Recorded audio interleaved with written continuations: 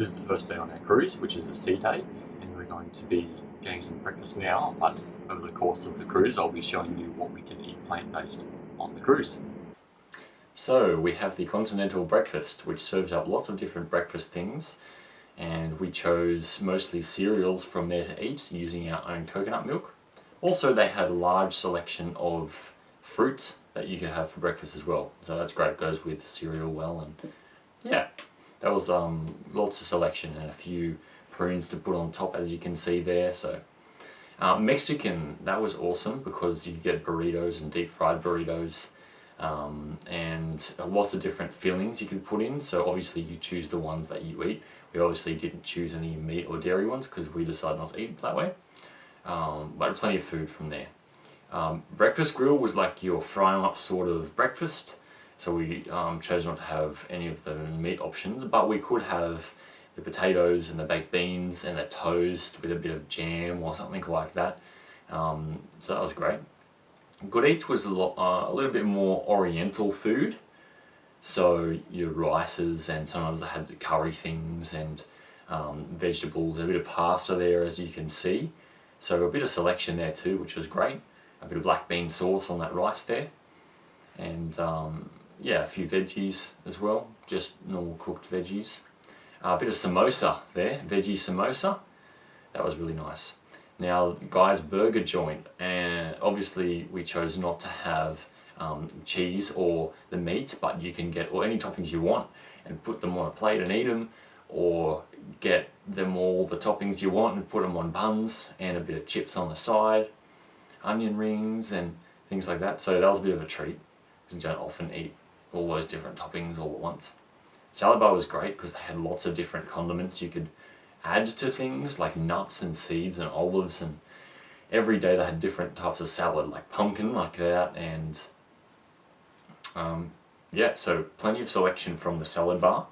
And they had stands with fruit on them. I think they were out all the time with apples and things like that, and pears. The Empire Room was the main dining room for the seating for dinner. We also went there once for breakfast though, and we basically just chose something from the menu that we were able to modify, and the chefs did it for us, which was great. So as you can see, there's a selection of different things that we had of entrees and mains and desserts that they modified, like that lemon cream pie, really good. Their cream pies are excellent, and they had quite a few different variations that we could try. There's an orange cream pie, that was quite nice. Avocado soup, that was interesting. And other variations of things. All of them were very nice. They're very good at doing their food and their organising who has what. So they were very accommodating with that. Bit of soup, and before that veggie spring rolls, which is pretty common. Some desserty type things, the pineapple. Sorbet, they had plenty of sorbet on board. And veggie lasagna, that was great. And I think it was a raspberry cream pie or something like that. Now the sweet spot, we could get very little from the sweet spot that didn't have dairy, so we had to do special orders for that, like that pineapple cream pie, that was delish, and a standard banana cream pie, which is also really good. And the chef decides to do something some days, like put strawberries on top. That was great. They also had a chocolate buffet. The chocolate buffet, obviously we couldn't have any of, or don't have dairy, so. But the chefs love to show off sometimes, which is cool because they're pretty good.